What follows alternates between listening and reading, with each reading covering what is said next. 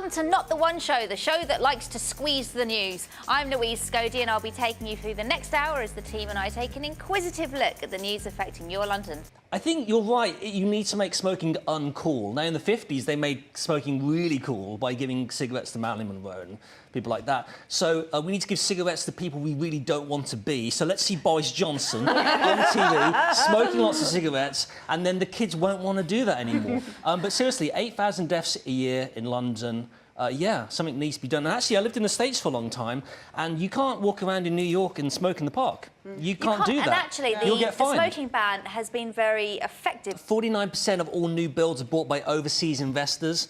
61% aren't even bought to live in. It's just mental. It's stupid. We're living in a greedy time. Okay, but greedy time, Louise. Why is this different from you saying that football clubs can charge whatever they want? Why can't people charge whatever they want for houses? Well, OK, that's a good point. Yeah. That's a good point. And that's why you paid the big bucks. You got me there, Paxman. Go back a couple of generations. You know, everybody deserved to have a home. Everybody deserved to have a mortgage. Now, you know, if you look at 20-year-olds, some of them are never going to get a mortgage. We're living in crazy times. Unless something changes radically, some of them are never going to leave home. I think that's the situation. Yeah, we're looking yeah, at and a lot of people don't like their children. What would you like to see happen? What do you think needs to happen in order to change the situation? Well, I think the bubble's going to burst, clearly, eventually, because you'll just have a city that no one can afford to live in and a load of empty houses. And, I mean, how many people went out? 344,000 people waiting for council houses. It's crazy. So, you know, the bubble will burst. And, you know, if you want to see a change in the world, you need to change who you vote for. And we need some politicians we believe in. And right now, they don't care. But if we care, they will care.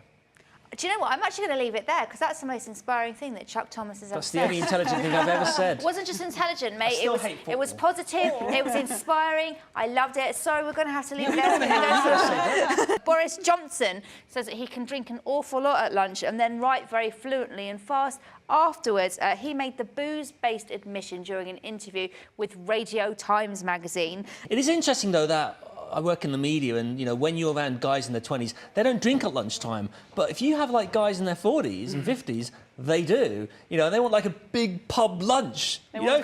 Whereas we're on the avocado wraps. So I think it's a generational thing, and Boris is really old, so of course he drinks at lunchtime. Nigel Farage does as well. Why is Boris doing an interview with Radio Times about drinking at lunchtime? It's just, the whole thing's so bizarre.